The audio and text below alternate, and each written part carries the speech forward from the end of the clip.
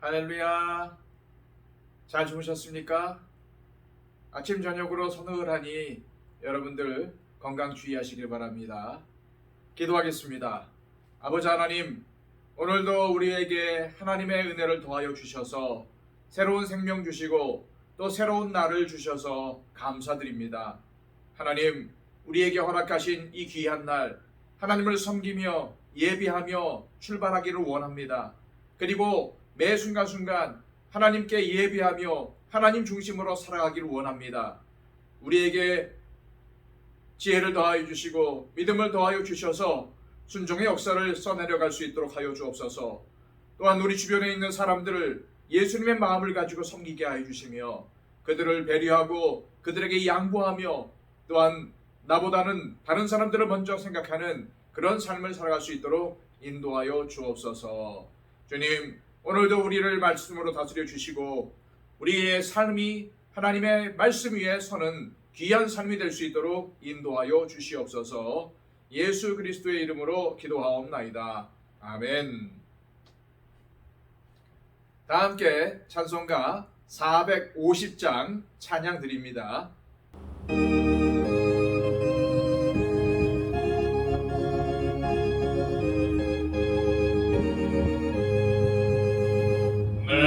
평생 소원 이것뿐 주의 일 하다가 이 세상 이별하는 날 주 앞에 가리라.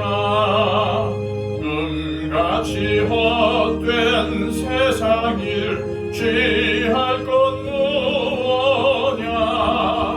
이 수고함만 하여도 헛된 것뿐일세. 불같은 시험 많으나 겁내지 맙시다.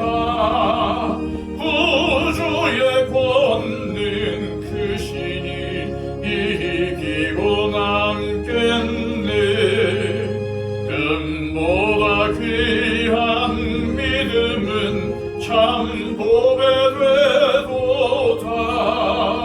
이 진리 믿는 사람들 다 복을 받겠네. 살같이 빠른 광음을 주 위에 아끼세. 온 몸과 마음을 바치고 힘써서 일하세.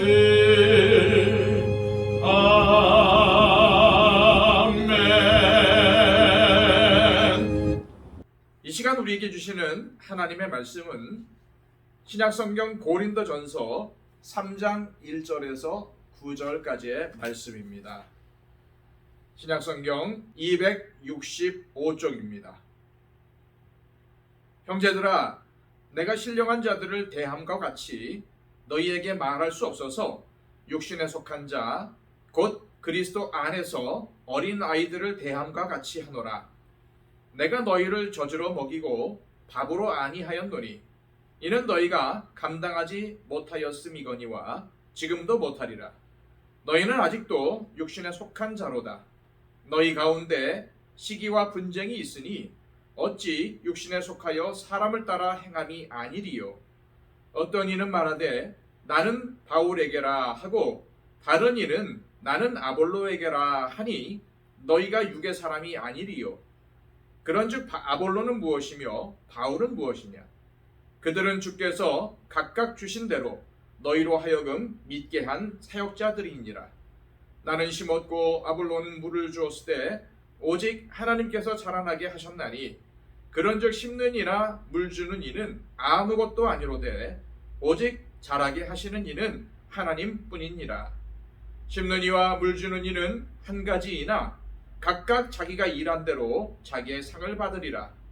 우리는 하나님의 동역자들이요 너희는 하나님의 밭이요 하나님의 집이니라. 아멘. 사도 바울이 고린도 교회가 가지고 있는 여러 가지 문제 중에서 특히 분파 문제를 처음으로 제기했던 것은 그만큼 이 문제가 심각하다는 인식이 강했기 때문입니다. 아예 노골적으로 말하면 이러면 더 이상 교회가 아니라는 바울의 절박한 심정이 담겨져 있습니다.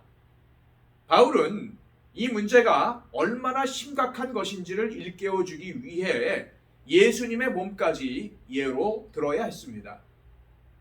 당신들이 서로 계파를 나눠서 분쟁을 하는 것은 예수님의 몸이 나눠지는 것과 같다는 것이었습니다. 바울은 처음부터 이 점을 강하게 지적을 했죠. 교회가 어떤 공동체입니까? 예수님을 구원자로 믿는 공동체죠. 그런데 고린도 교회가 서로 분열하여 예수님의 몸을 쪼갠다면 교회로서의 기능을 상실한 것이 아닐까요? 이와 관련해서 바울이 제기했던 또 한 가지 문제는 세상의 지혜와 하나님의 지혜를 분별하지 못하는 현실이었습니다. 하나님의 지혜는 세상의 지혜로 알 수 있는 것이 아닙니다. 오직 하나님의 지혜는 성령의 역사로만 알 수 있죠. 그럼 하나님의 지혜가 뭡니까? 십자가에 못 박히신 예수 그리스도입니다. 이 진리는 육에 속한 사람은 절대로 알 수 없고 오직 성령에 속한 사람만이 알 수 있고 믿을 수 있습니다. 그럼 바울이 보기에 고린도 교회 성도들은 육에 속한 사람일까요? 성령에 속한 사람일까요? 가슴 아픈 현실이지만 아직도 육에 속한 사람들이었습니다. 3절 말씀입니다. 너희는 아직도 육신에 속한 자로다. 너희 가운데 시기와 분쟁이 있으니 어찌 육신에 속하여 사람을 따라 행함이 아니리요. 고린도 교회 안에 바울파, 아볼로파, 게바파, 그리스도파로 분열되어 있고 서로 시기하며 분쟁하는 것 자체가 이미 그들이 육에 속한 자임을 증명하고 있는 것이라고 바울은 지적하고 있는 것입니다. 이어 바울은 자신과 아볼로가 누구인지를 소개하고 있습니다. 4절과 5절 말씀입니다. 어떤 이는 말하되 나는 바울에게라 하고 다른 이는 나는 아볼로에게라 하니 너희가 육의 사람이 아니리요. 그런즉 아볼로는 무엇이며 바울은 무엇이냐? 그들은 주께서 각각 주신 대로 너희로 하여금 믿게 한 사역자들이니라. 바울 자신과 아볼로는 사역자들이라는 겁니다. 주님께서 맡겨주신 일을 했던 주님의 종들일 뿐이라는 겁니다. 바울은 자신과 아볼로는 주님의 종이며 주님께서 시키신 일을 하는 일꾼일 뿐이라는 것을 효과적으로 전하기 위해서 다음과 같이 밭의 비유를 듭니다. 6절, 7절 말씀입니다. 나는 심었고 아볼로는 물을 주었을 때 오직 하나님께서 자라나게 하셨나니 그런즉 심는 이나 물 주는 이는 아무것도 아니로되 오직 자라게 하시는 일은 하나님뿐이니라. 바울은 심었습니다. 바울이 고린도 교회를 개척했기 때문에 심었다고 표현을 한 것이죠. 또한 아볼로가 물을 주었다는 것은 바울이 교회를 개척한 후에 아볼로가 고린도 교회의 성도들을 말씀으로 잘 양육했다는 뜻입니다. 그럼 둘 중 어느 사역이 더 중요한 겁니까? 교회를 개척한 바울입니까? 아니면 말씀으로 성도들을 잘 양육한 아볼로입니까? 이에 대한 바울의 대답은 둘 다 수고하기는 했지만 하나님께서 하신 일에 비하면 아무것도 아니라는 것입니다. 그러면 하나님은 어떤 일을 하십니까? 하나님은 잘하게 하십니다. 하나님은 밭의 주인이십니다. 하나님은 바울을 불러서 씨를 뿌리게 했습니다. 또한 아볼로에게는 밭에 물을 주라고 했습니다. 이렇게 해서 하나님께서는 고린도 교회가 잘 자라나도록 하셨죠. 여기서 중요한 것은 바울도 아볼로도 하나님 앞에서는 그저 일꾼에 불과하다는 것입니다. 또 한 가지 중요한 것은 이 밭의 주인은 하나님이시라는 것입니다. 그렇다면 만약 바울이 내가 이 교회를 개척했기 때문에 이 교회는 내 교회라고 주장했다면 어떤 일이 벌어지겠습니까? 밭의 주인이신 하나님을 대적하는 것이 되겠죠. 만약 아볼로도 내가 이만큼 성도들을 말씀으로 잘 양육했으니까 교회가 잘 성장한 것이라고 주장하면서 자기의 권리를 내세우면 어떠한 짓을 한 것입니까? 주인이신 하나님의 권리를 빼앗으려고 하는 것입니다. 그럼 성도들이 우리는 바울파다, 아볼로파다라고 주장하는 것은 무슨 짓을 하는 것입니까? 자기들 마음대로 하나님의 밭에다가 경계를 짓고 여기는 바울을 좋아하는 사람만 들어올 수 있어. 아니, 여기는 아볼로파 외에는 들어오면 안 돼 라고 주장하는 것과 같은 것입니다. 바울은 이 비유를 통해서 분파를 형성하고 서로 분쟁하는 것이 얼마나 하나님 앞에서 어리석고 무서운 죄인지를 지적하고 있는 것입니다. 오늘날 교회도 어떻습니까? 2000여 년이 지난 지금도 여전히 우리는 이러한 문제에서 벗어나지 못하고 있습니다. 교회의 주인은 하나님이십니다. 그런데 정작 사람이 교회의 주인 행세를 하려고 합니다. 이 교회는 내가 개척한 교회야. 내가 이 교회에 부임하여 수십 년 동안 얼마나 헌신했는지 알아? 내가 이 교회에서 한 일이 얼마나 많은지 알아? 내 손을 안 거쳐간 것이 없어. 내가 얼마나 헌금을 많이 했는데. 이 말의 공통점이 뭔가요? 나가 주어입니다. 나가 주어이기 때문에 교회에서 기득권을 행사하려고 하고 주인 행세를 하려고 합니다. 바울에 따르면 이것은 무슨 짓을 저지르는 것과 같은 겁니까? 일꾼이 주인 노릇을 하려는 것과 같습니다. 그러니 교회가 평안하겠습니까? 사실 교회에서 발생하는 갈등과 분쟁은 대부분 나라는 주어에서 비롯되는 것입니다.